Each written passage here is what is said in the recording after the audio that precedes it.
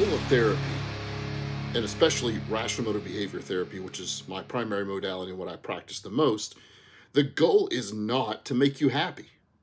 Of course, as a human, I want you to be happy. I'd like you to be more happy more times than not happy. The other is how we get ourselves into a mental health problem like depression or anxiety. But the goal is not happy. Again, as a human, that's great. But I don't think that that should be the goal of any type of therapy. What I'm interested in is, are your emotions and your beliefs that get you to those emotions actually functional or dysfunctional? Dysfunctional emotions, anger, anxiety, depression, guilt, and the like, they're not affording you any help at reaching your goal whatsoever. Anger, anxiety, depression, and guilt. I know some of you may say that those could be motivating. They're typically not. Those are the things that get you completely stuck, make you overreact, cause the things to get worse. And then you get stuck in this loop like depression about depression, anxiety about anxiety, and anger about anger, guilt about being guilty, right? So they're not being functional. Now, if you're using those words as something else that might be more motivational, you might have some kind of argument. But for everybody that comes to my office, they can tell you what their anger, anxiety, depression, and guilt is doing. They may need a little guidance about figuring that out, about going down that rabbit hole and seeing the different symptoms, but they can tell you that it's not helping. It's not. Why else would they be looking for help? If it's so helpful, why don't we just do those things? And it is the irrational beliefs that will get us to those dysfunctional emotions. There are functional negative emotions. We're not shooting for happy or excited all the time. Those are great. You don't need help with those. But there are functional or healthy negative emotions. Sad, disappointed, upset, nervous, remorseful, frustrated. I can deal with those. I don't really want them either, but I can deal with those, making them more functional. And it is my rational beliefs that will get me to those more functional emotions. Let me show you the difference. A rational belief is going to be something to the effect of, I want to do well in this test. I'll feel good if I do well in this test. I'd like to get this promotion. I want my spouse to treat me differently. I want my kids to listen. I want to not be stuck in traffic. I'd like to do well financially. Those are all rational beliefs that you have, and when they're paired up with some kind of adversity or some kind of activating event, some inference that you hold about what's going on in the world or in your life or how other people treat you, they're not comfortable at the end of that. But they're rational and they're functional. I do have a desire for those things. And desire doesn't mean lay down and take it. Desire means I need to make some changes here, or I need to get motivated to do something. And they're going to help you do so because the emotion that comes with them is functional. But your irrational demands, your demands that are irrational because they're not based on evidence that you can prove, are going to cause you dysfunctional emotions get in your way. Take some of those examples that I just gave and let's make them irrationally demanded. I must do well on this test or I'm a terrible person. They have to give me that raise or they don't care. They have to give me that promotion or they're out to get me. My kids have to listen at all times without fail.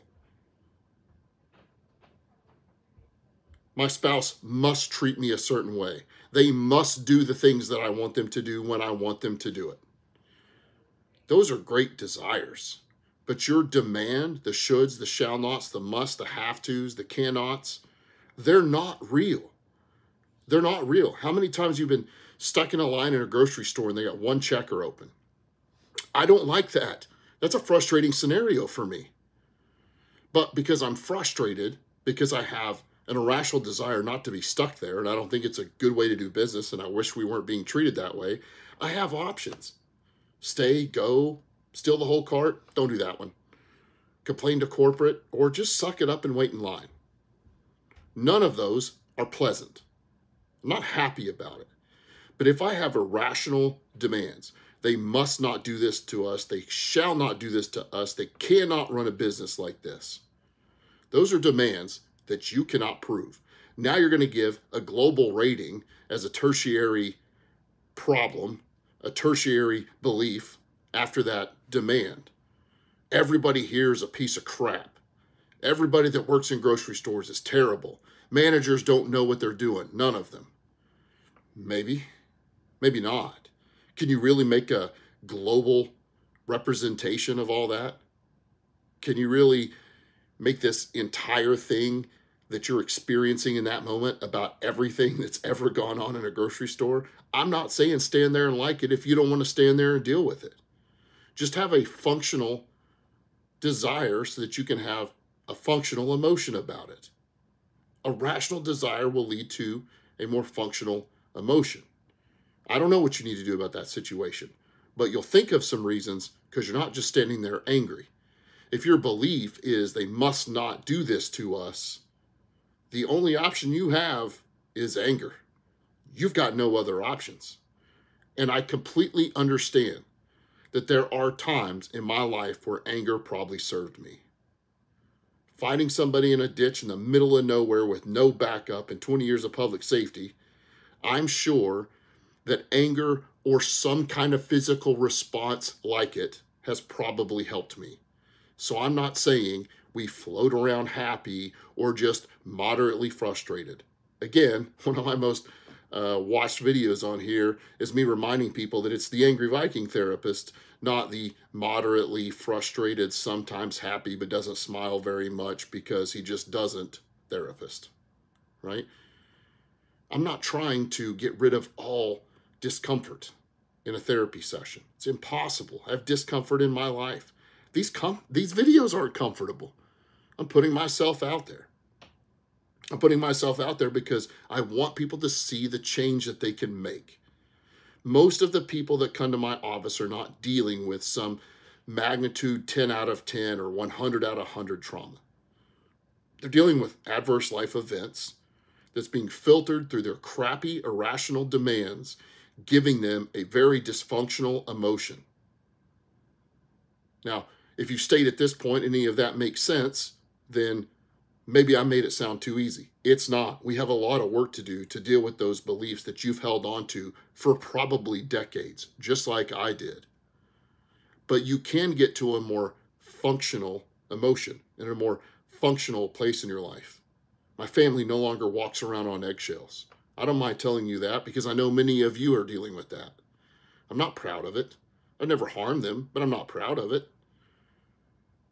I can actually get through difficult things with a much more ease because of my rational desires that help me create functional emotions. This is the point of rational motive behavior therapy, my primary modality. I know you've heard me talk about some others that I use pretty regularly too. But this is the one that helps us change that stuck, broken, messed up filter that we have, that we think we've created with evidence about the world. And the reality is we're demanding, we're globalizing, making a global rating, we're awfulizing, and we have a low frustration tolerance, or I can't stand it. If you need some help with this, please look me up, theangryvikingtherapist.com. I'll be glad to help you or point you to somebody that might be a better fit if I'm not your guy. You got to get rid of the dysfunctional emotions.